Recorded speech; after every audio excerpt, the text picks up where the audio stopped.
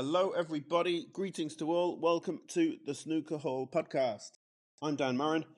On the agenda today, I thought we could take a look back at the Northern Ireland Open, some key narratives which unfolded throughout the event, and what the aftermath of the tournament will bring. The key question today: are we seeing the beginning of a new era in snooker, with the next generation stepping up to take this sport into the future? To discuss this, I'm not alone. My guest today is an award-winning journalist. He is a proper snooker fan. He is the man behind Snooker Chat, Mr. Nigel Slater. Welcome to the Snooker Hall podcast. Thank you very much for having me. I mentioned that you're the man behind Snooker Chat. What can you tell us about Snooker Chat, the history, what it stands for, what it does? Yeah, thank you. A pleasure to be on here. I'm a journalist. I've been a journalist for 20 years, covering local news mainly. That's my paid job. But I've always been a big snooker fan. Before I was a journalist, I worked in a snooker club in my local city and really enjoyed it. I got to know the local clubs and the players who played locally. And got to know much about the game and realised how tough snooker actually is to play. It looks a lot easier on the TV than it does in real life. So because of that interest, I started up a website about 11 years ago. It was initially called the Old Green Bays. Bit of an honour to the Snooker Loopy song by Chas and Dave. And it just covered snooker news, basically. I wanted it to make it very journalistic. And very observing journalism about the game, and I think it did really well. It got thousands of views. Some of the stories really gelled and clicked with snooker fans. I think it was very technical. Some of our stuff that we did got a lot of clicks because it was really dedicated to snooker. And I think at that time, someone might shout me for but there was at that time there wasn't many websites that were like that. So it really did have an audience, and it fitted really well. The website moved forward, and then obviously it continued to do really well. Covering the 2020 World Championship was unbelievable. Obviously, that World Championship was different to any other because of the coronavirus pandemic, and it was on later with no live crowds. There was fake claps being heard. So covering that got me hundreds of thousands of page views online, which was incredible. I wouldn't have been able to do it without the contributors that helped me towards that as well. We managed to get good exclusives about not just the sport, but snooker on TV, with news of Hazel Irvine being presenting, and stuff like John Virgo being there and not being there. I think there was a hoo-ha about the World Seniors final being cut off early, and we managed to get a comment from the BBC. So stuff like that really did. We managed to get some really good exclusives, and it was a proud moment. I took a step back a few years back. I got a new journalism role that I needed to prioritise, really. But I've gave that my all. I've won an award with it, so that's been really good. I think earlier this year I got a bit of an injury, and I wasn't able to do the things that I wanted to do, really. I had time out of work. I basically broke my shoulder. I was in a sling, so I basically was at a point where I couldn't really do much. So what I was doing really was watching snooker, and that fueled me to bring the website back. And I'm delighted to say that Snooker Chat will be relaunching sometime in November as a new website. We obviously have our ex-Twitter page. We've upped that over the past few months, and we're getting really good comments about all different aspects of snooker. Quite daily. Some of our posts have had multiple thousand views on X, and got real engagement. Different people giving different opinions, and it's the core of it is journalistic. It has to have a journalistic, an observant approach to it, and I think that's struck well, and that's what I'll continue to do. And you said about engagement there, and you also mentioned that you won an award. Which award was this? This was going back to my my paid job, so to speak, in journalism, as in local journalism. So last year, I cover local politics in an East Midlands city called Derby, in the UK. Part of my job is covering council meetings, completely different to snooker reporting. But yeah, I covered a really controversial meeting where some angry politicians, angry councillors walked out, managed to grab video of it and get and tweet live drama of it as it unfolded, and I won a multimedia award for that. So one of the proudest moments of my journalistic career.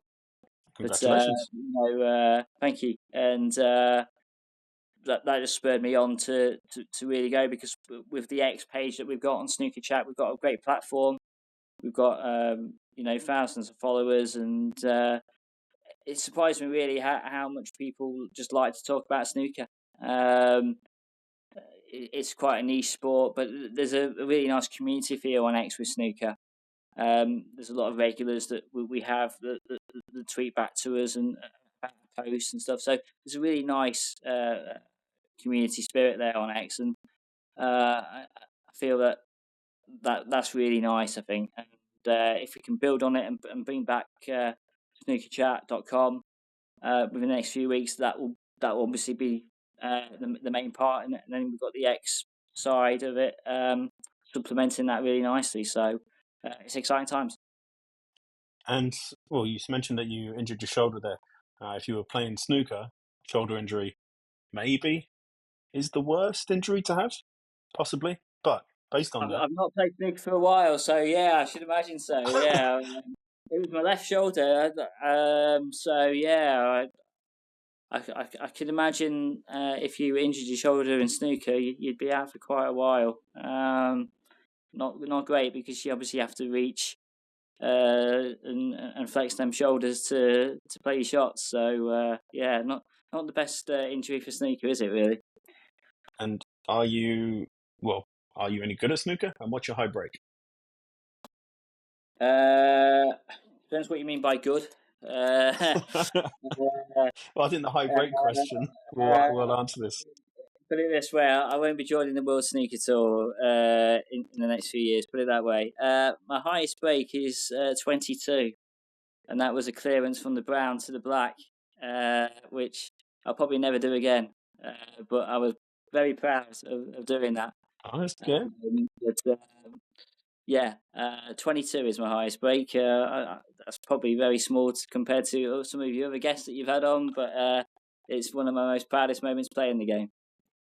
Yeah, well, we've had some very, very accomplished players on this show. In terms of people who've not played at the top level, well, only a week or two ago, Finn Ruin, WPBSA coach, he's knocked in a couple of dozen maximums. Michael Day, the writer for Totally Snookered, his high break's 140. Leo Scullion, referee, I think he said his break was in the 90s. But yeah, basically Michael Day, he set the bar so high, no one's ever going to match that. So yeah, believe me, my high rate's 23, so I've got you by one. Definitely. Yeah, but we've just had the Northern Ireland Open. How much of it did you manage to see? Yeah, watched a great deal of it. Really good tournament. Really interesting to see how that developed after the Wuhan Open. I was interested to see. To me, there's always a big difference between the events in China and the events in the UK and Britain. But yeah, really good tournament. I don't think you could have asked for a much better final. The world number one taking on the world champion in a city like Belfast, where there's a great snooker heritage. Really good tournament.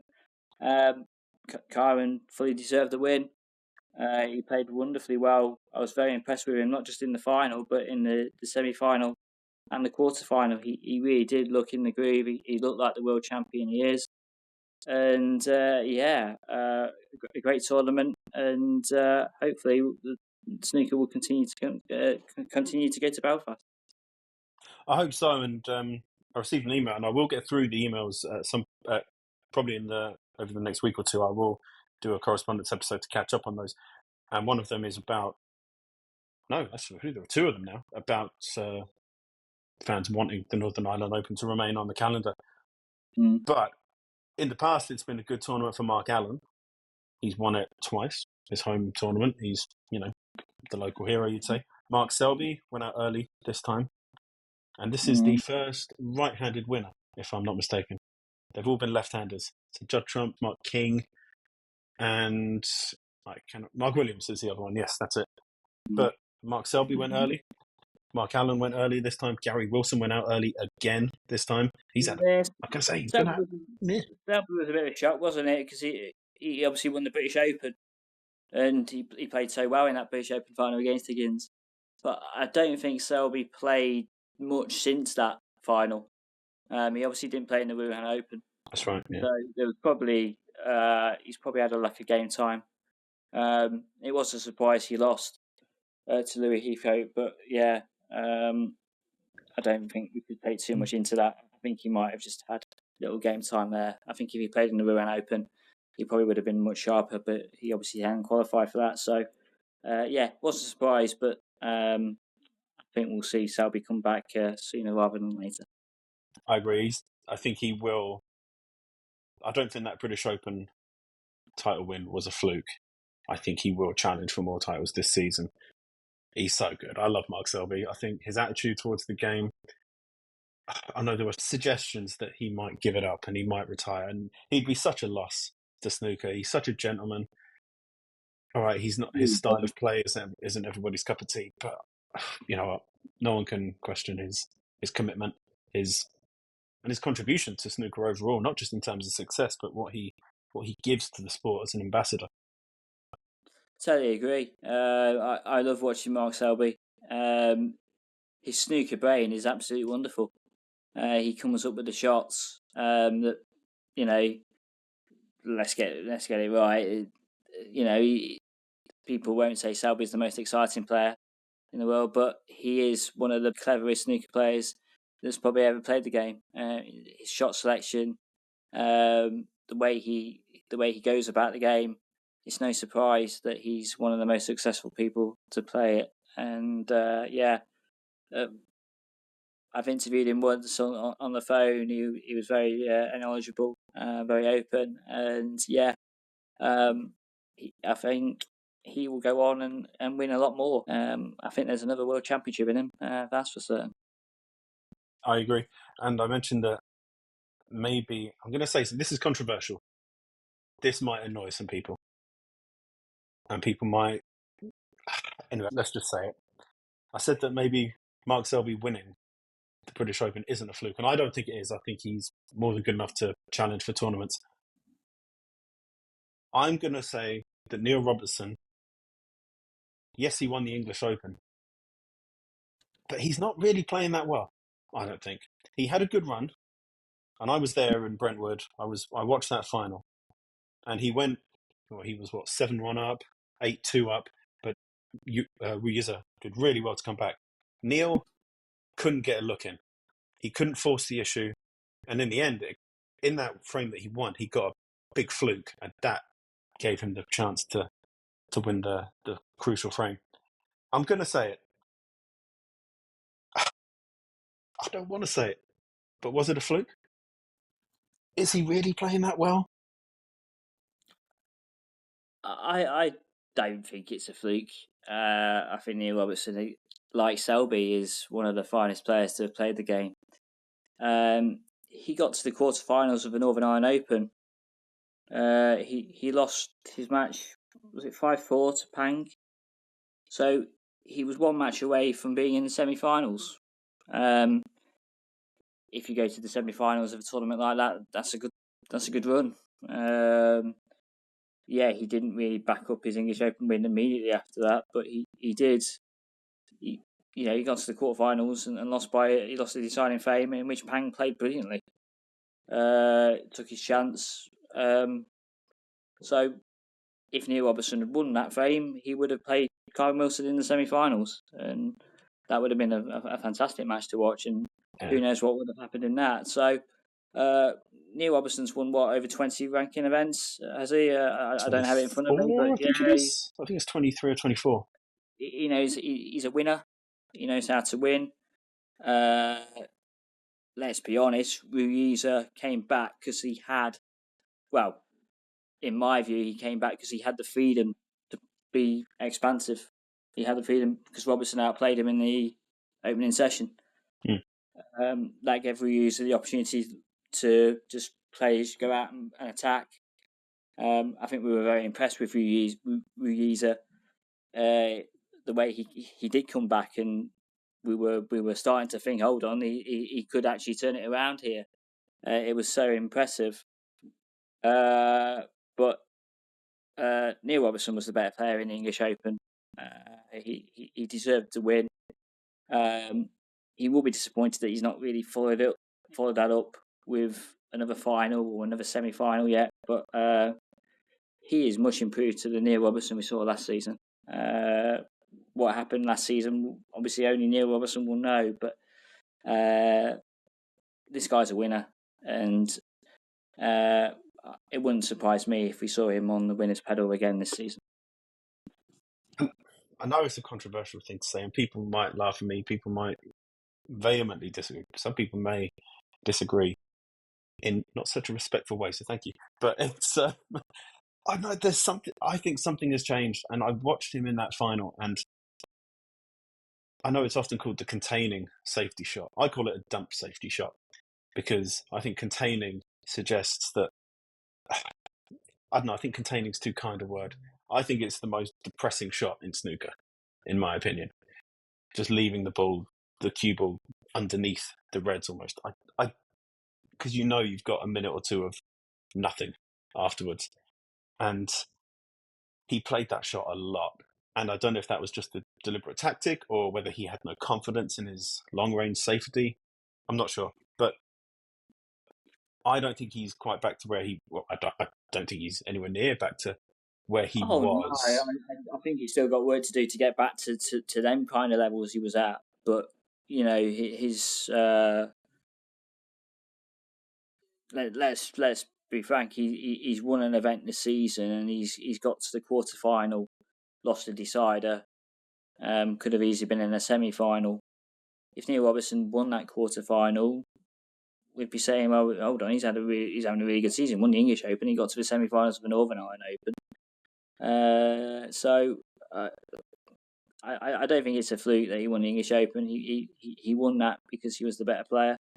Ruiza came back really well, and I think the question has to be, Ruiza, was he a fluke to get to the final? Because if you follow up what he's done since, there's nothing right about. So not for my liking. I understand why you say that, because he hasn't reached a semi-final or final since. But Neil Robertson will win another tournament and maybe win a lot more than that in the years to come. I'm pretty sure. If he doesn't, it'll be a big surprise. I suppose it's the standard we hold him to because we know what he's capable of.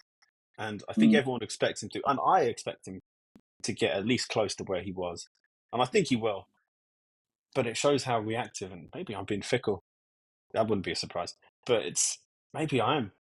Wow, Neil Robertson didn't even make the semi-finals. It'd be interesting to see what he does over the next few months, because obviously he's on the edge of that top. He's just in it, I think, or just outside the top 16 provisionally. I think he's just in the 16 for the race to the Masters. But he's outside it for the UK Championship. Obviously, the UK Championship now has the same format as the World Championship. So if you're not in the top 16, you have to qualify. I think Neil Robertson will be looking to be an automatic seed for them two events. And I think the Masters is better for having Neil Robertson in it. Yeah, I agree. I think he is, when he plays well, he is good to watch. He just looks so... It was that season where no one could touch him, really, apart from, except until he got to the Crucible, of course. But he just seemed like he was the best player in the world for a little while. I think barring last season, I think every time we've gone to the World Championship in the last 4 or 5 years, we've been saying before the tournament starts that Neil Robertson, it's his year.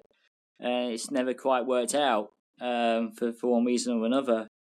I think he looks so good in the early rounds. You think when he gets to the quarterfinal, you think Robertson's favourite here, and then I don't know whether he goes into a different mindset when the quarterfinal, the World Championship comes. But for some reason, he's not turned that into another crucible title. The fact he's only won one is a surprise. And that was so long ago. What was 2010? I think it was. So yeah, I'm amazed. He's only won one World Championship, because if you look at what he's done in the game, he should win a lot more. Yeah. I think, well, speaking of players who maybe should win a lot more, Jack Lazowski, he went fairly early again. And Ryan Day went out in the first round as well. That's 4 first-round exits in a row for Ryan Day. Any thoughts on Lazowski and Day? Why they're struggling? Lazowski is so frustrating, isn't he? Because when you see him play well, it's wonderful to watch. It really is. He's got it. The thing with Lazowski is, obviously fans will have their own opinions, but to me, he doesn't seem to. When he loses, he's played badly. When he loses, you don't see him play well and lose. You always see him play well and win. But when he loses, he always seems to get beat quite heavily. The Wuhan Open, I mean, he was clicking. He was absolutely clicking, and then he just, I think he would have been favourite for that match against Longzhang, and he just pulled in an absolute shocker when he was playing really well. And I don't know if he needs a coach or someone behind him. I don't know. Obviously, Peter Ebdon's helped him out. I don't know what to make of Jack, because he has got it. He's got the game. But when it comes to the big moments, he's failed to deliver. What's it going to take for him to turn that around? I'm not quite sure. Does he believe he can do it? That's another question in itself. So frustrating to watch, because we all know when we see him play, he's dynamite. He's absolutely wonderful. Ryan Day, that's quite surprising that he's not obviously had the best starts to the season. I think Stan Moody's beat him twice. I believe so, yeah. Yeah. But yeah, he's a solid professional, Ryan Day. I think,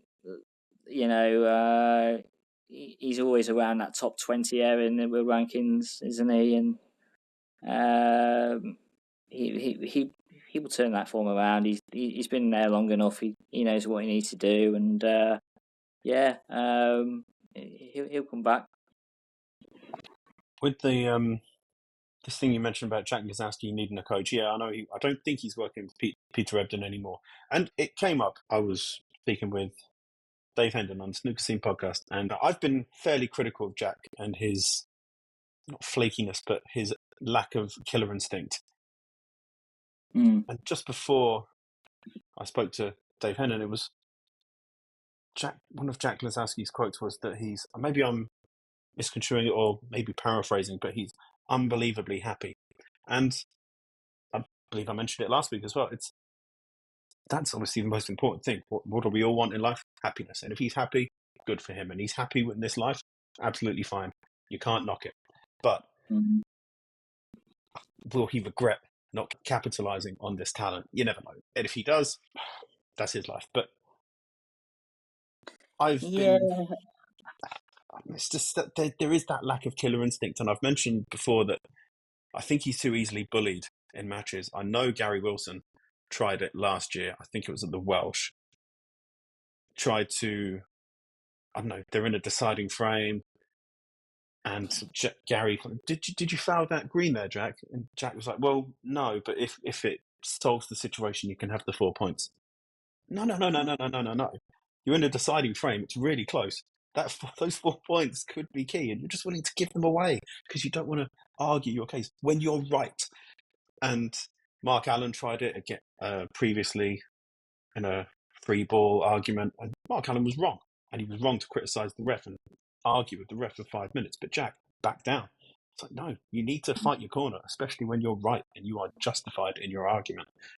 But he was willing to let it go, and I'm going to say it, in the Northern Ireland Open this time, it was a capitulation. He never looked like winning in that deciding frame. And I think it's just, it's typical of his career. Yeah, he was 2-0 up, wasn't he, in that match? I think so, yeah. Lost 4-3. Yeah. There's something missing. It's so frustrating because he's so nice as well. The problem is his talent is so natural that if you try to put a coach in front of him, and I think Alan McManus made that point on the telly a few weeks ago, or it might have been Neil Foles. If you put a coach next to him and say you've got to do this and do that, you take away that natural flow that Lazowski has, which is why we love Lazowski. Because he can, when he's on it, they call him the jackpot, don't they? Because he plays jackpot snooker. When he's at full flow, he is one absolute dynamite. It all clicks. I don't know, like, is he a good safety player? Probably. His safety lets him down a couple of times. I don't know. To me, when he's under pressure, he will miss balls, and everyone's guilty of that, I suppose. But we notice it more with Lazowski because we're all waiting for him to win this first ranking event. I think we asked on Snooker Chat on X, snooker fans are pondering when that moment will come, and I think one fan replied, "Well, we gave up a long time ago with that." Yeah, it's a shame because he's got the talent to do really well. If he put his mind to it, they'd come like London buses. I think he'd win 1-2 and do really well, but sadly, he's just lacking that killer instinct, like you say. So this is relevant, and it might not seem, but it is. So you're from around the Midlands area. Are you a football fan? Yes, yeah, I'm from Derby. Well, a former servant of one of the Midlands clubs, Jack Grealish. And okay, Jack Grealish is a talented player, but I saw it was a few months ago. I saw it now that he's gone to Manchester City, been coached by Pep. Now he's not the maverick playmaker he used to be. Now he's just a brainwashed, back-passing zombie, and he's not Jack Grealish anymore. And maybe it's there is natural talent there, but you kind of just got to let him go and do it. But I agree, yeah. So if you put a coach in front of Jack Grealish, he becomes every other left-sided midfielder. Same with Jack Lazowski. If you put a coach in him, you might take away what actually makes him good. Maybe it is like that. I'm not sure it's a great analogy, but it's the best one I've got. Yeah. So don't forget that Ronnie O'Sullivan made he played around with coaches. You would have never thought in his early days that Ronnie O'Sullivan would have had the great Ray Reardon as his coach. Reardon known for his safety play and his grinder sneaker. Really, you would have never thought them two were a match. That he helped O'Sullivan win the world championship, didn't he? And break that duck that he had, and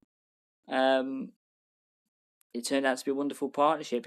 I just wonder if Lazowski would benefit by a coach, and maybe not, not coach him like every day, but just someone in his ear a little bit, giving him a bit of a pat on the back. And we've seen it with I know we're not coaches, but with Judd Trump and Kyle Wilson, they have family members right behind them every match, don't they? I just wonder if there's someone like that Lazowski could have that might give him that extra belief.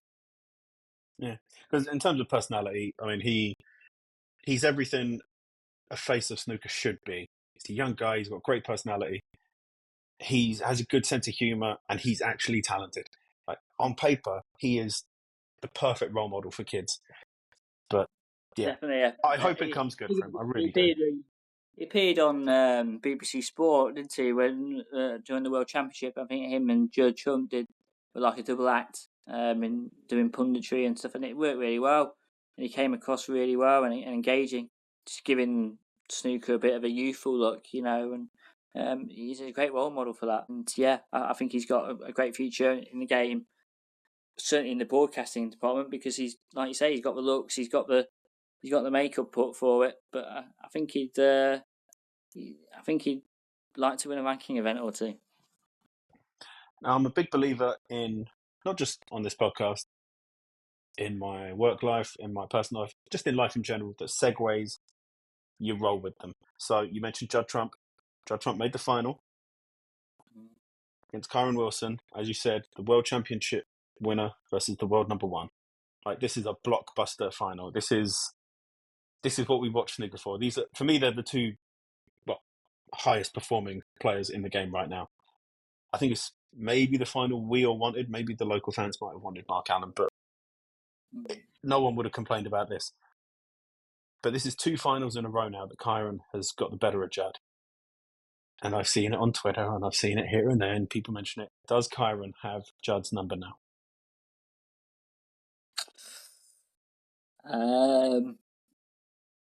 Now he has, yes, you would say.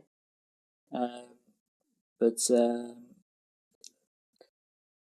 don't think it's going to be the last time these two meet. And I think Judd Trump might have something to say about that when they next meet. So yeah, statistically he does. Wilson's beat him in 2 finals. That's the stats on paper. I don't think that might stay that way. I think Judd Trump will want to revenge and get his own back, and it'd be interesting to see when they next meet. Will it be a final? Will it be a semi-final? I'm sure we're all looking forward to when the next clash, because let's be clear on this. Kyron Wilson's thrashed him. Absolutely thrashed him. He was 7-0 up. For Judd Trump to get 3 frames was quite an achievement towards the end, to save his, put some respectability to the scores. Wilson hammered him.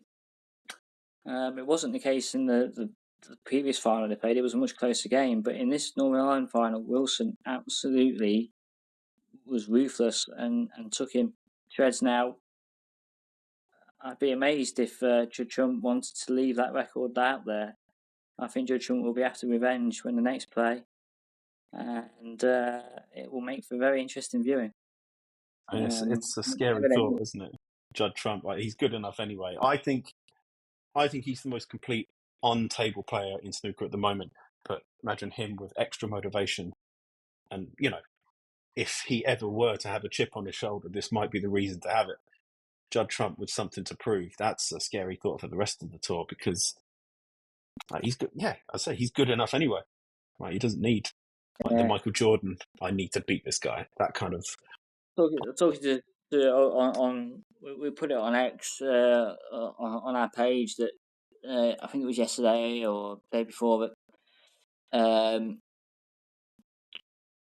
this scoreline, this 9-3 scoreline, and the way Wilson's beat him, it's likely that Trump and Wilson now are going to be the top 2 snooker players in the world rankings for a while. Definitely for the rest of the season. It'd be interesting to see how them two play it up now. Wilson now is playing like the world champion he is. He's obviously the defending world champion. Will Wilson now want to kick on from that and say, right, I've beat Judd Trump, I beat the world's best 9-3. I now want to be the world's best player. Judd Trump will be saying, well, I'm the world's best player, I've been hammered. I need to reset and learn from that defeat and improve even further and knock Wilson down.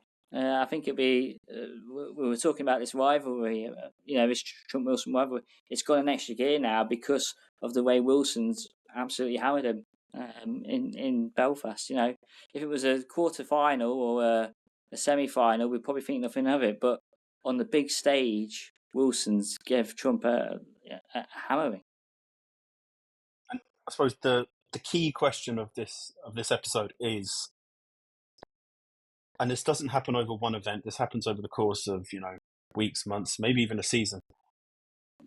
Do you think we are seeing the transition to a new generation of leaders in snooker, like the leading players? And I would suggest that the two standout candidates are obviously the two finalists. We saw Judd Trump, Kyron Wilson, but there's a great supporting cast of players. Say former world champion Luca Brazil, if he returns to form, he could be in that group. Jack Dazowski, Tijar Wee, obviously, but even players who were maybe just a little bit before Kyron Wilson and Judd Trump, Sean Murphy, players like that, will they become the face of snooker? Basically, what I'm asking you is, do you think we're finally moving on from the class of 92? And the reason I ask is John Higgins, okay, he's had the odd result here and there, but his form isn't what it was. Ronnie O'Sullivan hardly turns up at any events anymore unless they're in China or Saudi Arabia or to the World Championship. He is not the face of snooker for me. We need a new face. What do you think? What are your thoughts on this? It's an interesting one.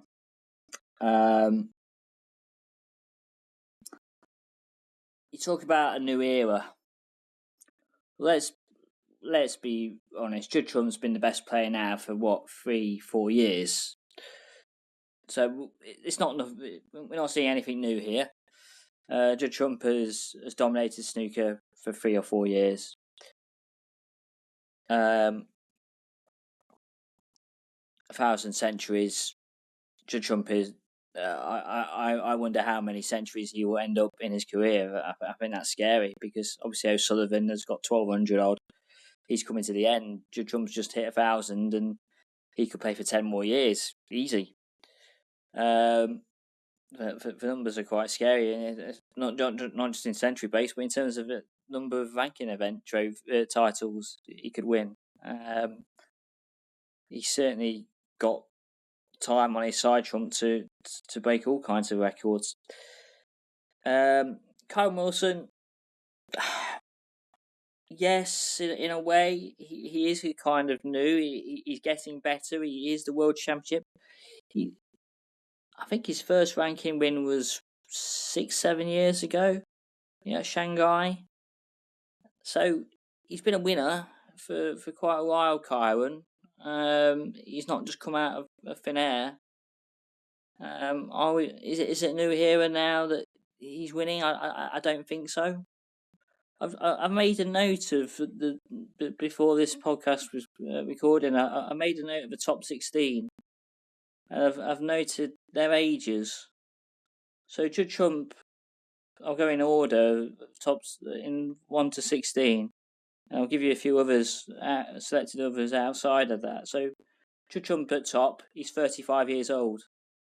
Kyron Wilson second, he's 32, so he's only a few years younger than Judd. Mark Allen at 3 is 38. Mark Selby, 41. Selby's just won the British Open, so he's still winning. O'Sullivan's 48. He's not won out for a while, Ronnie O'Sullivan, but you write Ronnie O'Sullivan off at your pedal. You really do. He is, when he plays, he will be one of the big favourites to win a tournament because of what he's achieved in the game. Luca Brazil at 6 at 29. We all know what Luca Brazil is going through at the moment, and he's will rank 6 at the moment. It'll be interesting to see where he's ranked at the end of the season. He's 29, yeah. He probably is the face. He's young enough at 29, but what's he done since winning the World Championship? And we've all heard the headlines recently about, his snooker is number one pastime at the moment. Is snooker his main objection? Is it his main priority, I should say? It's quite clear from interviews it's not. So, is he the face of snooker? Doesn't look like he will be. 7, Mark Williams, he's 49. Sean Murphy at 8, he's 42 years old. Ding's at 37 at 9. Zangander at 10 is 32, so he's at the same age as Kyron Wilson. Is Zhang the face of snooker? Has he done enough to warrant that title? I think there's still question marks about Zhang and what he can do in the future. So now, away from the top 10, you've got Ali Carter at 11. He's 45 years old. Gary Wilson, I was quite surprised at this. He's 39 years old. He looks a lot younger, Gary Wilson. And then we've ci Zhao at 13. He's the youngest of any of the top 16. He's 22. But is ci Zhao the face of snooker? Certainly has the potential. But what's he won? He delighted loads of fans at the Wimbledon Open by beating Judd Trump. A bit like Wilson, he did hammer Trump, didn't he, in that semi-final?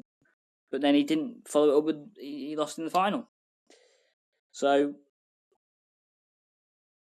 is he a winner? Is he the face of snooker?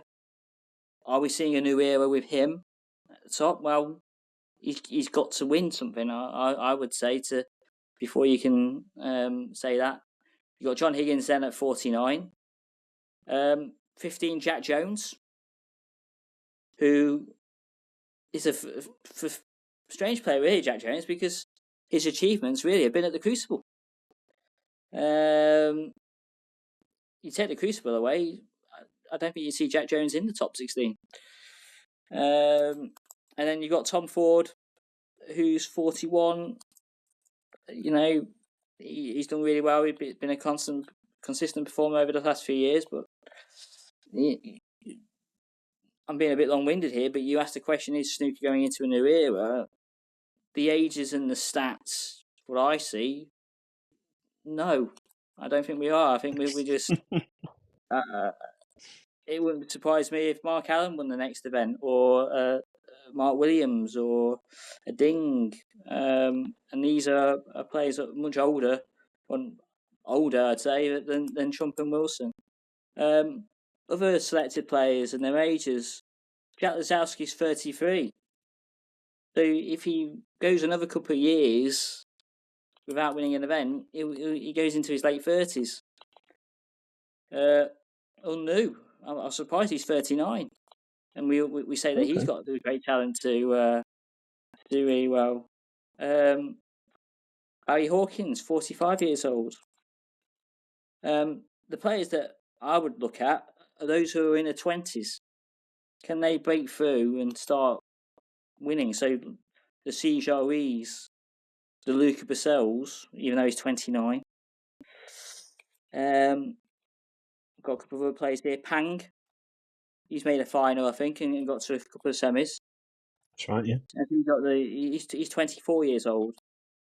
And you've got Joe O'Connor. I think he got to a final last season, obviously, before. Championship League, yeah. 28 years old. So it depends what you mean by new era, really. But when you said that, I always think of the next generation coming through. But there's question marks on them players of them ages, whether they can step up. So I think Trump and Kyron Wilson will be dominating for the rest of the season, and I think you will still see the likes of Selby, O'Sullivan, Williams, Murphy, John Higgins is a question mark, but you'll still be seeing them kind of players at finals. I think that over the next couple of years, hopefully we'll see some of these younger players really challenging. And I suppose at the moment, at this point in the season, it's the two players of the season are Kyron Wilson and Judd Trump, without question. There's We've seen Mark Selby win a tournament. We've seen Neil Robertson win a tournament. We haven't seen Mark Allen win a tournament, but the Champion of Champions is coming up. And I believe he's the defending champion, actually. Yes, that's right, yeah. I can never find myself writing off Mark Allen. I think he's really good. And I would include him. I think if he can find some form, there'll be a three-way race to be when it comes to the Crucible. And it will be between Kyron Judd and Mark Allen as the three players who will lead the betting odds when we get to Sheffield. If he can find some of his form. Comes into that matter. Mark Selby? You don't think O'Sullivan comes into that Ronnie matter? O'Sullivan. Well, the way it's hard to gauge his form, really, because he doesn't really appear that often. And as many listeners may know, that I'm not that sad about it. I think we need to move on from the O'Sullivan era because I think he actually holds back snooker compared to what he gives snooker.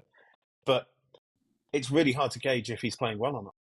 So I can't say with any confidence that he'll be playing well come the later parts of the season. Whereas when it comes to the World Championship, though, you know when Ronnie O'Sullivan is playing well, and when he's in the zone. When it comes to the World Championship, or any tournament for that matter, when Ronnie's on it, it's very hard to beat him. It is, yeah. And in terms of, I think he is, in terms of the history, probably the most talented player. And we've had the GOAT debate and the best debate and most successful debate. And that's, oh my God, that's for another time. But yeah, I mean, no one can ever deny his achievements. And I think he has done a lot for snooker. But I don't think his... I think he'll move on. We'll move on. Years ago, we got into an era, we got into a position a few years ago where I think we were asking that question about the new era and the new generation coming through. Basel had won the World Championship, I think the year before we had Zhao Xintong win the UK Championship and the German Masters. We all know what's happened to Zhao since, but I think, should Zhao come back, he might be pushed into that radar because of what he's achieved previously, though. We need to see him back on the main tour. We don't know if he will be or not. But yeah, I think a few years ago that question was probably more at ease. But I think at the moment, the players who are younger than Wilson and Trump, there's not many around high up. Basel needs to get better, or else, we all know what Luke Basel's situation is. And Si Jiahui, he's got the makings of being a superstar. I think we reported on Snooker Chat, that big things were expected from Si Jiahui. That 147 against Trump in the Wuhan Open was just sensational. The way he just attacked and played him was a joy.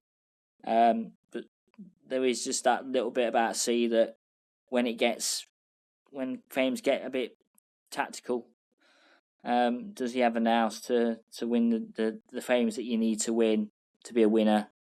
It's all right winning the frames that are open, but Zhao Guodong played him brilliantly and made it scrappy. And I think Zhao won 3 very close frames to really give him a big lead in that final. That just made it too hard for C. But yeah, I'm fascinated with C because he's young and he's good to watch, but he needs to, can he be a winner? And that's a big question mark at the moment with him. I know some have suggested. I've said that I'll be keeping a lookout for him at the UK Championship over a slightly longer format. And Dave Hendon, maybe slightly tongue-in-cheek, said that Si Jiahui could win the Masters because maybe it's... I don't know why he said that, actually. But I fancy over a longer format, Si Jiahui could do it. I mean, he showed that in that World Championship. He should have made that final last year. He really should have made it. Whether it's a capitulation, maybe he choked because of nerves, inexperience, who knows? Only he will ever know. But that was a big opportunity. And he's made a couple of other finals as well. So he's not far away. And no. He's knocking on the door, definitely. He really, yeah, perfect expression. He's knocking on the door, and eventually it will open. Yeah. I think, in general, though, what are your thoughts on the future of snooker? Do you think we're in a good place? Yeah, I think we are. I think it'll be interesting to see what happens over the next 2 or 3 seasons. I think there's going to be a shift away from UK events. I think that's been well reported. As the game tries to just move internationally. We've obviously seen elements of that start with Saudi Arabia. I know there's big controversy surrounding that, but we are starting to see Saudi involved in snooker, and it'll be interesting to see where that journey takes us. We've obviously got this new Ronnie O'Sullivan Academy in Saudi. And yeah, World Snooker have been posting a nice video of how nice it is. But the truth of the proof of the pudding on that will be whether it delivers, great players in the future. So it'll be interesting to hear how that's progressing. But yeah, I think we are trying to move away from UK events, and I think that's a good thing. Though I do think we should keep some events in the UK. As I mentioned earlier, the Northern Ireland Open. I think we need to be careful if we start moving away that we don't move away and not come back. We have to keep the events. I don't know how you feel, but I think there are too many events in the UK.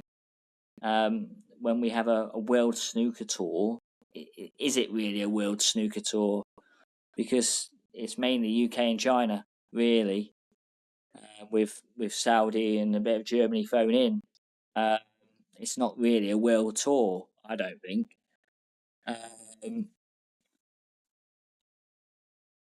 You've got what I was going to say. Sorry, was that we're now in a situation where we've got, what puzzles me is we've got the English Open, we've got the Scottish Open, we've had the Welsh Open and Northern Ireland Open, we've got the UK Championship, and then we have a British Open. You can't differentiate between so many tournaments. I don't think. I don't know what they call the next one in the UK, but I mean, what's the difference between winning the Welsh Open and the Northern Irish Open? There's not really, apart from the places. There's not. It's the same prize money, and I think it's the same actual trophy with just a different name attached to it. I think we need to go out more, and I love the German Masters. It's one of my favourite tournaments because you're actually away from the normalities of UK and China. But there's, I think when Luca Bracel won that World Championship in 2023, we're like wondering, is that going to kickstart a continental approach to snooker, a continental generation, I should say. But we don't really go to Belgium, do we? We don't really go to Finland or these places where there's obviously snooker interest. I mean, the recent amateur event that Shouting Song was in Sweden. Yeah. So there is obviously a hunger there for snooker because we wouldn't be going there for these amateur events anyway. And I think we did. I think a few years ago, it was more of a world tour because we had events, we had promo events around continental Europe. We had the Paul Hunter Classic, which I think was held in Germany. Yep. And there was also programs in Poland and so on. I think it'd be good to go around Europe again. I'd like to see that because we need to. I just think there's too many UK events. Like I say, I'm not saying that we should get rid of all the UK events. I'm not saying that by a stretch. I think the Northern Ireland Open must stay, and I think we should definitely keep the Welsh Open. That's been around for years and is a well-established event. Do we need an English Open? I don't think we do. I think the British Open would counteract that. we obviously need a UK Championship. That's a triple crown. We can't get rid of that. So I think there's probably a couple there. English Open, Scottish Open could move maybe. People might not like me for saying that, but I think there is room to go out to other countries and spread the game globally. Nigel, I want to say thank you very, very much for your time. Thank you very much for having me on. Some good insight. And if listeners wanted to find more of your work, where can you be found on social media? Yeah, if you go on X, Twitter, and type in Snooker Chat, you'll see snooker_chat. We post every day, and we've done really well over the last few months. We've really kicked on and got thousands of views. There is a new snookerchat.com website coming. There'll be a link to that on the X page, but it will be snookerchat.com. We're looking to launch that sometime in November. But yeah, really exciting time, and thanks for having us on. No problem. See you soon. All the best. Take care.